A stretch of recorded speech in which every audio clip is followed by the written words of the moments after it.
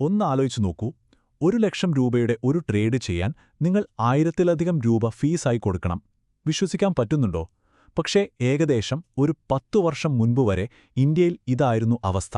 എന്നിട്ടാണ് ഒരു സ്റ്റാർട്ടപ്പ് വന്ന് ഈ 1000 രൂപയെ വെറും 20 രൂപയാക്കി മാറ്റിയത്. അതെ, നമ്മൾ സംസാരിക്കുന്നത് സിറോദയെക്കുറിച്ചാണ്. എങ്ങനെയാണ് അവർ ഇന്ത്യയിലെ നിക്ഷേപത്തിന്റെ നിയമങ്ങൾ തന്നെ മാറ്റിയെഴുതിയത്? നമുക്ക് നോക്കാം. അപ്പോ ഈ മാറ്റം എത്ര വലുതാണെന്നൊന്ന് നോക്കിക്കേ. ഇടതുവശത്ത് ആ കാണുന്ന വലിയ തുകയില്ലേ, അതായിരുന്നു പഴയ ബ്രോക്കറേജ് ഫീസ്. പക്ഷേ വലതുവശത്ത് നോക്കൂ, വെറും 20 രൂപ. സിറോദ കൊണ്ടുവന്ന മാറ്റം അതാണ്. 1000 രൂപയിൽ നിന്ന് വെറും 20 രൂപയിലേക്ക്. ഇത് ശരിക്കും പറഞ്ഞാൽ ഒരു വിലക്കുറവെന്നതിലുപരി അതൊരു വിപ്ലവം തന്നെയായിരുന്നു. അപ്പോൾ സ്വാഭാവികമായും ഒരു ചോദ്യം വരുമല്ലേ, പുറത്തുനിന്ന് 1 രൂപ പോലും ഫണ്ട് വാങ്ങാതെ, പരസ്യത്തിനൊട്ടും പണം മുടക്കാതെ എങ്ങനെയാണ് ഒരു സ്റ്റാർട്ടപ്പ് ഒരു രാജ്യത്തെ മുഴുവൻ നിക്ഷേപം എന്താണെന്ന് പഠിപ്പിച്ചത്?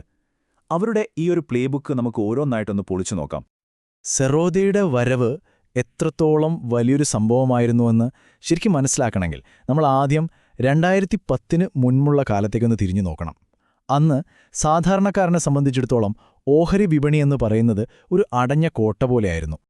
അതായത് അവസ്ഥ ഇതായിരുന്നു, സാധാരണക്കാർക്ക് അങ്ങോട്ട് പ്രവേശിക്കാനേ പറ്റില്ല. കാരണം ഭയങ്കരമായ ഫീസുകൾ, പിന്നെ ഉപയോഗിക്കാൻ വളരെ ബുദ്ധിമുട്ടുള്ള സോഫ്റ്റ്വെയറുകൾ, ഇതൊക്കെ കൊണ്ട് പൂട്ടിയ ഒരു കോട്ട തന്നെയായിരുന്നു അത്. സത്യം പറഞ്ഞാൽ വലിയ പണക്കാർക്കും വൻകിട സ്ഥാപനങ്ങൾക്കും മാത്രമായിട്ടുള്ള ഒരു കളിസ്ഥലം. അപ്പോൾ ഈ അടഞ്ഞ കോട്ടയുടെ മതിലുകൾ ഓരോന്നായി ഇടിച്ചു നിരത്താനാണ് നിഖിൽ കാമത്ത് സഹോദരന്മാർ സിറോദയുമായി വരുന്നത്. അവരുടെ തന്ത്രം വളരെ ലളിതമായിരുന്നു, പക്ഷേ ഭയങ്കര പവർഫുള്ളുമായിരുന്നു. അവരുടെ ലക്ഷ്യം ആ പേരിൽ തന്നെ വ്യക്തമായിരുന്നു. സീറോ, അതായത് 0, പിന്നെ രോധ, സംസ്കൃതത്തിൽ തടസ്സമെന്നർത്ഥം, തടസ്സങ്ങളില്ലായ്മ. നിക്ഷേപകർക്ക് ഒരുതരം സാമ്പത്തിക സ്വാതന്ത്ര്യം നൽകുക എന്ന ലക്ഷ്യത്തോടെ 2010 ഇന്ത്യൻ സ്വാതന്ത്ര്യ ദിനത്തിൽ തന്നെ അവർ പ്രവർത്തനം തുടങ്ങിയെന്നത് വെറുമൊരു യാദൃശ്യമല്ല, അല്ലേ? അവരുടെ ആദ്യത്തെ നീക്കം അതൊരു ഭൂകമ്പം തന്നെയായിരുന്നു എന്ന് പറയാം. ദീർഘകാലത്തേക്ക് നിക്ഷേപം നടത്താൻ ആഗ്രഹിക്കുന്ന ആരുടെ കയ്യിൽ നിന്നും ബ്രോക്കറേജ് ഫീസ് വാങ്ങില്ല എന്നവരങ്ങ് പ്രഖ്യാപിച്ചു. 0 രൂപ. ആലോചിച്ചു നോക്കൂ, അന്നത്തെ കാലത്ത് ഇത് കേട്ടുകേൾവിയില്ലാത്തൊരു കാര്യമായിരുന്നു. പക്ഷേ പണം മാത്രം കുറച്ചാൽ പോരല്ലോ അല്ലേ? ഉപയോഗിക്കാൻ എളുപ്പമുള്ളൊരു പ്ലാറ്റ്ഫോം കൂടി വേണ്ടേ? അപ്പോൾ ആ സങ്കീർണമായ പഴയ സോഫ്റ്റ്വെയറുകൾക്ക് പകരം ആർക്കും വളരെ എളുപ്പത്തിൽ ഉപയോഗിക്കാൻ പറ്റുന്ന കൈറ്റ് എന്നൊരു കിഡിലൻ പ്ലാറ്റ്ഫോം അവർ കൊണ്ടുവന്നു. ശരിക്കും പറഞ്ഞാൽ നിങ്ങളുടെ ഫോണിൽ നിന്നൊരു ഫുഡ് ഓർഡർ ചെയ്യുന്ന അത്രയും സിമ്പിളാക്കി മാറ്റി അവർ സ്റ്റോക്ക് വാങ്ങുന്നത്. ഇനി അവരുടെ മൂന്നാമത്തെ തന്ത്രം. ഇതാണ് എനിക്ക് ഏറ്റവും ബ്രില്യൻ്റായി തോന്നിയത്. മറ്റുള്ളവരെ പോലെ പരസ്യത്തിന് കോടികൾ ഒഴുക്കുന്നതിനു പകരം അവർ ആ പണം ഉപയോഗിച്ച് ആളുകളെ നിക്ഷേപം എന്താണെന്ന് പഠിപ്പിച്ചു. കാരണം അവർക്കൊരു കാര്യം വ്യക്തമായി അറിയാമായിരുന്നു, അറിവുള്ള ഒരു നിക്ഷേപകൻ മാത്രമേ ദീർഘകാലം ഈ വിപണിയിൽ നിലനിൽക്കുകയുള്ളൂ.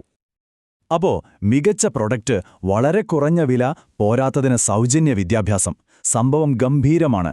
പക്ഷേ ഒരു ചോദ്യമുണ്ട്, ഇതിനൊക്കെയുള്ള പണം എവിടെ നിന്ന് വന്നു?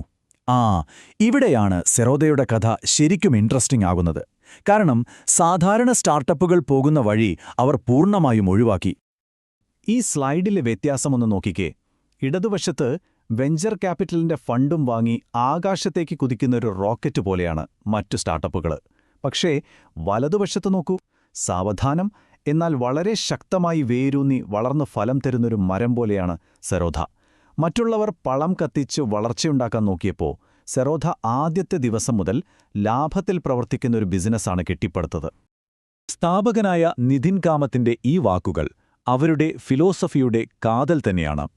അദ്ദേഹം പറയുന്നു, ലാഭമുണ്ടാക്കാൻ കഴിവുള്ള ഒരു ബിസിനസ് നിങ്ങൾക്കുണ്ടെങ്കിൽ നിങ്ങൾക്ക് വെഞ്ചർ ക്യാപിറ്റലിന്റെ ആവശ്യമില്ല.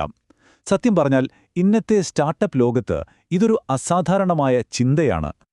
അപ്പോൾ പുറത്തുനിന്ന് പണം വാങ്ങാത്തതുകൊണ്ട് തന്നെ നിക്ഷേപകരുടെ സമ്മർദ്ദമില്ല. അതുകൊണ്ട് അവർക്ക് 100% ഉപഭോക്താവിന്റെ കാര്യത്തിൽ ശ്രദ്ധിക്കാൻ പറ്റി. പരസ്യത്തിനോ ഒരു സെയിൽസ് ടീമിനോ വേണ്ടി പണം കളയുന്നതിന് പകരം ആ പണം മുഴുവൻ എടുത്തോ എന്തിനാ ഉപയോഗിച്ചത്? കൂടുതൽ മികച്ച ഒരു പ്രോഡക്റ്റ് ഉണ്ടാക്കാനും അതിലും നല്ല സേവനങ്ങൾ നൽകാനും. ശരി, അപ്പോൾ വീണ്ടും ആ ചോദ്യം വരുന്നു, പരസ്യത്തിന് പണം മുടക്കുന്നില്ലെങ്കിൽ പിന്നെ എങ്ങനെയാണ് ഇവർ ഇന്ത്യയിലെ ഏറ്റവും വലിയ ബ്രോക്കറായത്? അതിന്റെ ഉത്തരം ഒരു വാക്കിലുണ്ട്, അല്ലെങ്കിൽ 2 വാക്കിൽ. അവർ നിർമ്മിച്ച ട്രസ്റ്റ് ഫ്ലൈവീൽ, അഥവാ വിശ്വാസത്തിന്റെ ചക്രം. ഇതെങ്ങനെയാ പ്രവർത്തിക്കുന്നതെന്ന് ഞാൻ സിമ്പിളായിട്ട് പറയാം. ഇതൊരു മാന്ത്രിക ചക്രം പോലെയാണ്. സ്റ്റെപ്പ് 1, അവരുടെ ബിസിനസ് നല്ല ലാഭമുണ്ടാക്കുന്നു. സ്റ്റെപ്പ് 2, ആ ലാഭം പരസ്യത്തിന് കൊടുക്കുന്നതിന് പകരം ആളുകളെ പഠിപ്പിക്കാനും നല്ല പ്രൊഡക്റ്റ് ഉണ്ടാക്കാനും ഉപയോഗിക്കുന്നു. സ്റ്റെപ്പ് 3. ഇത് ഉപഭോക്താക്കൾക്ക് കമ്പനിയിൽ ഭയങ്കരമായൊരു വിശ്വാസമുണ്ടാക്കുന്നു. ഇനി 4ാമത്തെ സ്റ്റെപ്പ്. ഇതാണ് ഏറ്റവും പ്രധാനം. ഈ വിശ്വാസമുള്ള ഉപഭോക്താക്കൾ യാതൊരു മടിയും കൂടാതെ അവരുടെ കൂട്ടുകാരോടും വീട്ടുകാരോടും സെറോദയെപ്പറ്റി പറയും. ഇത് വീണ്ടും കൂടുതൽ ലാഭമുണ്ടാക്കുന്നു. അങ്ങനെ ഈ ചക്രം കറങ്ങിക്കൊണ്ടേയിരിക്കും. ഇതൊരു വെറും വാഗ്ദാനമല്ല കേട്ടോ. ഇതൊരു തരം ആൻറ്റി മാർക്കറ്റിംഗ് ആണ്. ഒന്ന് ആലോചിച്ച് നോക്കൂ. ഒരു കമ്പനി നിങ്ങളോട് പറയുകയാണ്, ഞങ്ങൾ പരസ്യത്തിനു വേണ്ടി പണം കത്തിച്ചു കളയില്ല, പകരം ആ പണം ഉപയോഗിച്ച് നിങ്ങൾക്ക് വേണ്ടി നല്ല പ്രൊഡക്റ്റുകളുണ്ടാക്കും. ഇത് കേൾക്കുമ്പോൾ ഏത് വലിയ പരസ്യം കാണുന്നതിനേക്കാളും വലിയ വിശ്വാസം നമുക്ക് വരില്ലേ? അപ്പോൾ ഇതിൻ്റെയൊക്കെ ഫലം എന്താണോ? അവിശ്വസനീയം. മറ്റ് കമ്പനികൾ ഒരു പുതിയ കസ്റ്റമറെ കിട്ടാൻ വേണ്ടി ആയിരക്കണക്കിന് രൂപ ചെലവാക്കുമ്പോൾ സിറോദയുടെ ചെലവ് വെറും 100 രൂപയിൽ താഴെയാണ്. ഇതെങ്ങനെ സാധിക്കുന്നു? ആ ട്രസ്റ്റ് ഫ്ലൈവീൽ എന്ന ഒറ്റ കാരണം കൊണ്ട് മാത്രം. അപ്പോൾ കാര്യങ്ങളുടെ കിടപ്പ് എങ്ങനെയാണെന്ന് മനസ്സിലായല്ലോ. സെറോദയുടെ യഥാർത്ഥ കരുത്ത്, അല്ലെങ്കിൽ അവരുടെ ആ ഒരു കോമ്പറ്റിറ്റീവ് അഡ്വാൻറ്റേജ് എന്ന് പറയുന്നത് അവരുടെ കുറഞ്ഞ വിലയോ നല്ല ടെക്നോളജിയോ മാത്രമല്ല. ഈ കണക്കുകൾ കാണുമ്പോൾ നമുക്കത് വ്യക്തമാകും. ഒരുപക്ഷെ പുതിയതായി വരുന്ന കസ്റ്റമേഴ്സിന്റെ എണ്ണത്തിൽ അവർ 1ാം സ്ഥാനത്ത് അല്ലായിരിക്കാം. പക്ഷേ അവരുടെ കയ്യിലുള്ള ഉപഭോക്താക്കളുടെ ആകെ ആസ്തി നോക്കൂ, അവരുടെ ഭീമമായ ലാഭം നോക്കൂ. ഇതാണ് അവരുടെ യഥാർത്ഥ കരുത്ത്. ആളുകൾ സെറോദയെ അത്രയധികം വിശ്വസിക്കുന്നു. അതുകൊണ്ട് അവരുടെ പണം ദീർഘകാലത്തേക്ക് അവിടെ തന്നെ നിക്ഷേപിക്കുന്നു.